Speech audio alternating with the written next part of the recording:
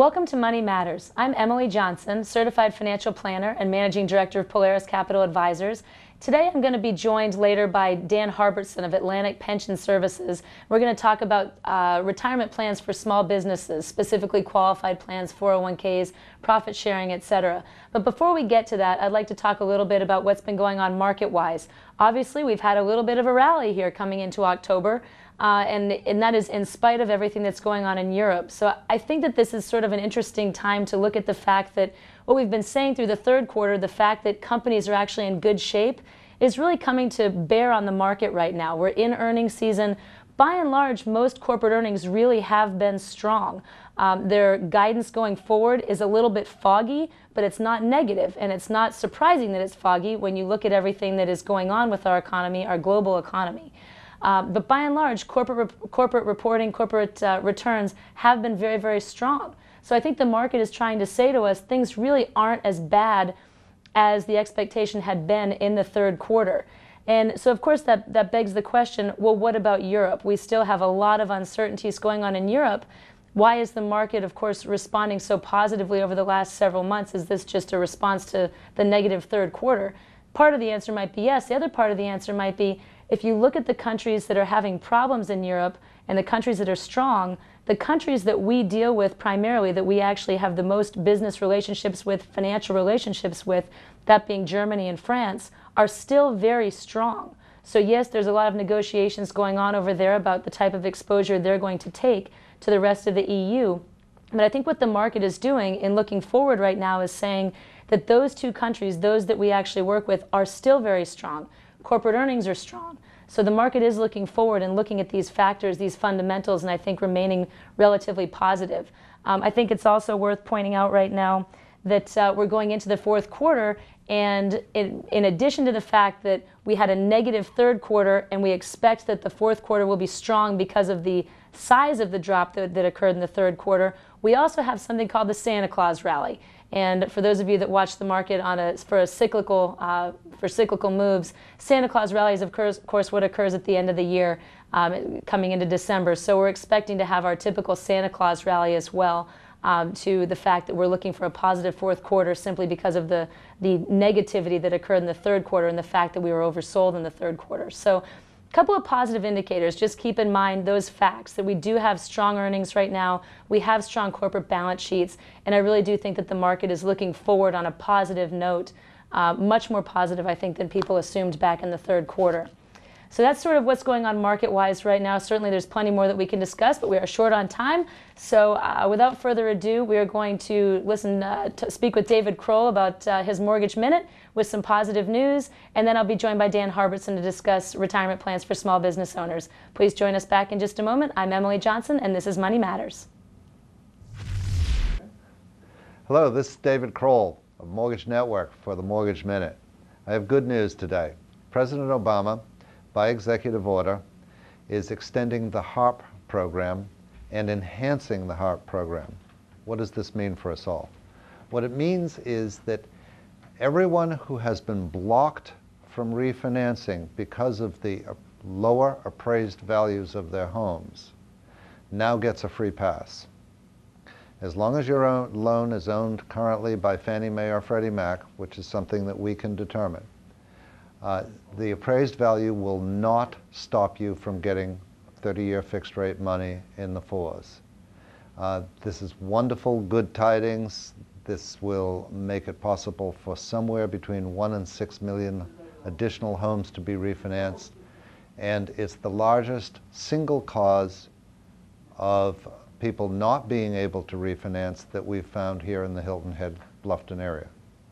So give us a call. Bye.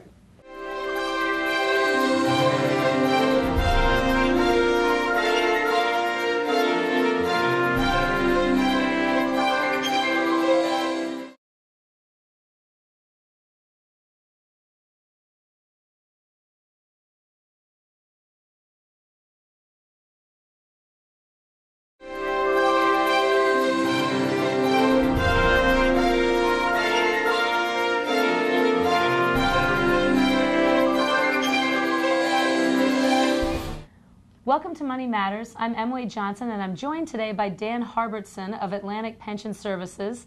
And we're today going to talk a little bit about small business qualified retirement plans, which is a pretty timely topic given that here we are going into the end of the year, and probably a lot of business owners and sole proprietors are concerned about taxes. They might have just written their latest check to the IRS and concerned about taxes. So I invited Dan to come and talk with us about the different types of qualified plans that are available to small businesses if they're looking to save additional monies for retirement. So thank you very much for joining us today. Glad to be here. And I've worked with Dan for quite a while actually on several different types of plans. So first, I guess I'd like you to tell me a little bit about your company, Atlantic Pension Services, and what it is that you do. Well, I'm an enrolled actuary, and that's a designation that the government provides me that is required for certain qualified plans called defined benefit plans. As you said, I work mostly with small businesses so that they can take advantage of the tax savings that are in the IRS code. And that range of small businesses, I guess we would say, probably ranges anywhere from independent contractors, such as a single realtor perhaps, who has 1099 income, to companies that have, you know, a couple hundred employees, probably small as a relative phrase. Well, I probably wouldn't get as big as a couple hundred, but most of my plans are in the, like you say, the small plan market is 1 to 10 maybe. Okay. Doctors' offices, realtors, lawyers, things like that. Okay. And let's talk a second about qualified plans. You work with qualified plans. The definition of that is it's governed by ERISA, and there are many tax advantages. So tell me a little bit about that. Correct. Well, the plans that we work with have tax advantages. Those 3 tax advantages are, first, that the plan money, contributions made by the plan sponsor, are tax deductible. Second, the employer or the employee, a participant, doesn't show any income tax as a result of that contribution. And third, while the money is in the plan, the investment gains on that money is tax deferred, not taxed until it's brought out of the plan. And it can stay there until the individual hits, say, what, 70 and a half? Is that correct? Or what is the limit on that? Okay. It can.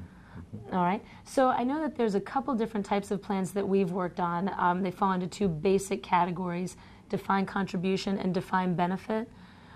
Defined contribution, can you tell me a little bit about the difference between those 2 types of plans and maybe give some examples? Yes. Defined contribution plans, most people are familiar with the most common types of defined contribution plans. Your IRA is a defined contribution plan, your 401k is. Those are plans where, under the law, the amount that goes into the plan is that definition. And they are what we call savings type plans or accumulation plans, where you put money in, how much you get out at the end, we don't know, but you're putting money into the pipeline. So it's my choice. I have a 401k plan, which is a form of a defined contribution. I have a choice to put in either the maximum of $16,500 or put in $4,000 per year. I do that for 20 years, and whatever that's grown to is really up to me. It's based on how I've contributed or how much I've contributed and then how I've invested, which I know we're going to talk about later. Is Correct. that accurate? That is. Okay. And then under the other type of plan, the major type of plan, a defined benefit plan, we reverse that. We have the plan say what will come out. The typical example people might be familiar with is, I work for GM for 30 years. They tell me I get 1% of my pay at retirement for the rest of my life. Then GM has to look at the plan and say, how much do we need to put in every year? For that, they need an enrolled actuary, such as myself. Gotcha.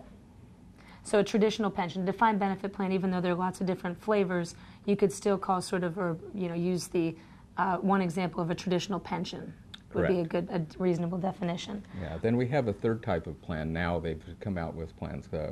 People might have heard cash balance plans that are called hybrid plans. And they are hybrid between a defined benefit and a defined contribution? Right. They have some aspects of both involved. That's really interesting. So what are a couple different examples, I guess, of each of the different kinds, just so that maybe our viewers have heard of one kind or the other? What are some different types of defined contribution plans? The most common one is a straight profit sharing plan. But then you have 401k plan where the employee has the option to defer into it. We have target benefit. Some people may have heard of ESOPs. there are other types of plans where the money's still going in, but how the money is allocated within the plan is an option. Okay. And then within the defined benefit family, what are the options there? The options are the type of benefit that you target for. You can have a flat benefit or what's called a unit benefit, like the 1% per year. And then the cash balance plans are a variation on that theme. Okay. So I know, you know, when we're working with clients, oftentimes they'll come to us and they'll initially have, say, a simple IRA that has a lower maximum contribution limit, or they might have a SEP IRA that has, for a self-employed individual, that has a very simple contribution calculation, just the 25% of your salary. And I find it interesting when we deal with those people that oftentimes they don't realize how simple, so to speak, it is, or inexpensive it is to set up a plan such as a 401k or a profit-sharing plan that really will allow them to contribute a greater amount. I mean, they obviously have to bring somebody like you in to set it up, but oftentimes I think people that have a simple IRA expect that a 401k is only appropriate for larger corporations or is a very expensive vehicle, and that's not necessarily the case. It's actually become much more appropriate for some smaller companies as well.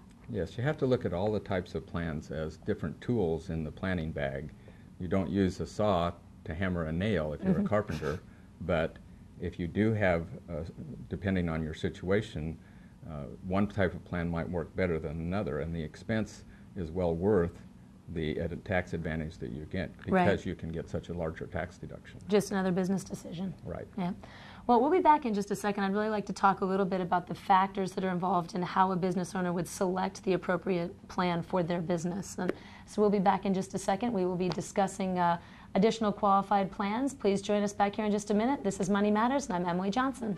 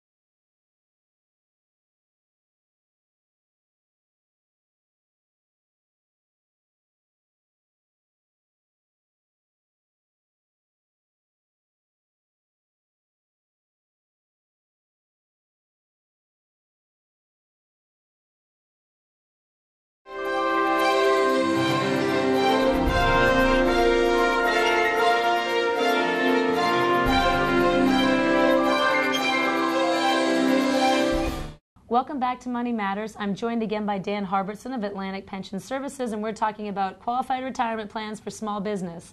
So Dan, we've talked a little bit about the different types of plans, defined contribution, defined benefit, and given some examples of those. If you're a business owner, how would you determine what type of plan is most appropriate for you? What are sort of the key factors that go into that decision? Well, you have a number of issues. One is the number of employees you have. Obviously, the fewer employees that you have to deal with, the better. But also the age of your employees is important, and the salaries you pay them. For a group that would have younger employees, then the defined contribution type plans work better because they have a lot of time to accumulate the money.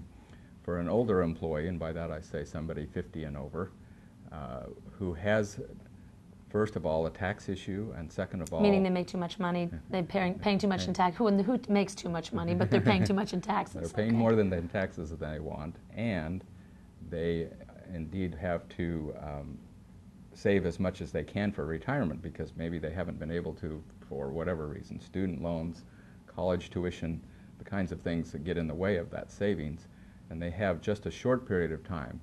The example of a defined benefit plan that I often use is I have a man who is a college math textbook writer, and we all know how much they cost. And he would come to me with income of between $800,000 and $1 million in a year. I didn't realize they cost that much. Wow. They do. And he would say, you know, well, if we had had a traditional 401k plan, maybe he would have been able to put away $50,000 that year. But when he came to me and he was 60 years old, I would be able to tell him, you can put away $375,000 this year. Because you are 60 years old, because you have a salary that is an outsized salary. And he has very short time left before we targeted for his retirement date. So he had to put away a lot of money in a very short time. When he stopped that plan and terminated it, he had over $2.5 million in his savings account. And that was only, you said, a couple of years, 5 years? He took, as I recall, about 6 or 8 years to do that. You know, I think about that, whatever the commercial is, it's on TV where they say you need to know your number.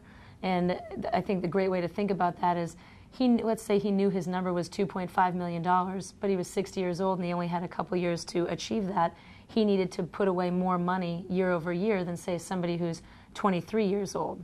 Because that individual, even if their number was 2.5, has 40 years to accumulate whatever it is, to accumulate their number, so to speak. Yeah. So in that case, for that 20-year-old, the defined contribution could be appropriate or more appropriate than it would be for this individual. This made more sense for him. Yeah, just as we know how the power of compound interest works over a long period of time, when you don't have that time, then you have to put in more. People don't realize that at 65, a typical male 65 in good health, he will live about 18.3 years on a usual table that we use. And at that age, if you want to have $1,000 a month of income, you need about $120,000 accumulated for every $1,000 that you want. Wow. So you can pick your target and then say, from that, determine how much I need to have saved. I think that's a great exercise for everybody to go to, no matter how daunting it might be. So let's go through just some of the other factors. That would be a perfect example of an independent contractor, say, which in our area I know would be a great example would be a lot of realtors who are 1099'd, other business owners or other independent contractors who do consulting work that are 1099'd. That's a perfect example there. Let's say you're another small business. In addition to the age of your employees' salaries, would you also say that the employer's objectives are a key component there, just what they're trying to save for themselves as well, even if they have younger employees? Primarily, that we're looking at the tax issues and the cash flow. A lot of people are concerned that they wouldn't be able to maintain contributions over a period of time, and yet year after year they continue to have large tax bills. This is a way of reducing that. And we do have ways of evening out the requirements that a plan can have. Even if there is a required minimum contribution, it can be somewhat flexible. So let's talk about that for a second, because certainly the economy that we've had, the ups and downs for the last 3-4 years or so, I'm sure have put a strain on a lot of independent contractors or self-employed individuals and business owners. So if they need some flexibility, are all the contributions going to be mandatory on an annual basis? If they set up a plan, are they then going to be held accountable to making contributions every year, or is there some flexibility? Well, I've had a lot of my particular clients who have needed smaller contributions. We can't take away benefits once we promise them, but we don't have to continue to promise that high level in the future. So if the plan is amended, it may come up with, and I have done this for a number of clients, no contribution required for a particular year. And then later on, when the cash flow comes back and the tax problem comes back, we raise the benefit back up, and we can then get a larger contribution and make it up. That begs the question, too, the flexibility and just the up and down economy that we've had. I've spoken with several individuals that have an IRA, and they say they've taken money out of their IRA to make ends meet, and I've tried to talk to them about the opportunity of rolling funds from an IRA into a 401k to then take a loan. Is that something that you've seen as an opportunity for people as a way to deal with the ups and downs of our economy, and what are your thoughts on that? Well, I think that's a great idea. Not only do you get the advantage of having the money come out of so that you don't have to take it out of pocket, but when you pay it back with interest, you're paying yourself. Right, you're an asset class inside your pie chart in your 401k. Right. So it's a pretty simple maneuver. You have an IRA already established. If you took the funds out of your IRA, you have to pay the penalty if you're younger than 59 and a half, as well as your ordinary income tax on anything that's removed. If you instead move those funds into a 401k, you're able to take, which is basically it's a tax-free maneuver. You're able to take the funds from that. Actually, you're able to take, I guess it's the lesser of 50% or $50,000, correct? Yes. On a one-time basis, and you're going to pay yourself back that amount, and there's no tax that's going to be due. Right. So you can wind up saving yourself a pretty sizable amount of money and not depleting your retirement income. Exactly. And that's something that somebody like you would help with. That's correct. Okay. And when we're looking at that, we're talking about how to invest money. We want to invest money so that it's there for retirement. Right. And this is a way to keep it in the fund for retirement. And just really quickly, I know you said there's different ways you need to invest within different plans. As a general rule of thumb, how would you suggest that folks need to invest in a defined contribution versus a defined benefit plan? You can start with as the younger ages can be more aggressive, but as you get closer to retirement, then you want to be more conservative. And that's what I tell my clients. The defined benefit plan is their conservative side of their portfolio. Okay. All right. Well, this has been tremendously informative. I really appreciate it, and I hope that you'll come back and join us again for another show in the future. Thank you. Thank you very much. Well, thank you for joining us. We will be back in just a minute with a few parting shots. This is Money Matters, and I'm Emily Johnson.